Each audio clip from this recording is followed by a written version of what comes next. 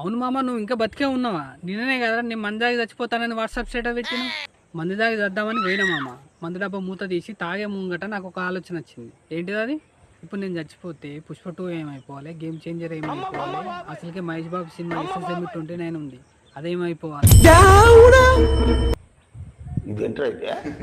అప్పుడు నాకు అర్థమైంది మామ, నేను ఎంత పెద్ద తప్పు చేస్తాను అని. వెంటనే ఆ మందు డబ్బా అక్కడ వారేసి ఇంటికి వచ్చేసి.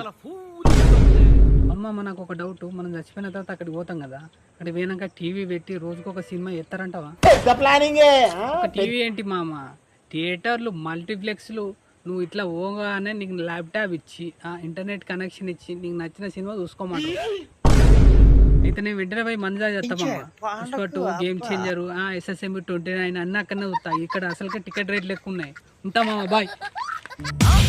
అరే నేను అట్టినారా, ఇప్పుడు వచ్చింది అనుకో నా మీదకి వస్తుంది.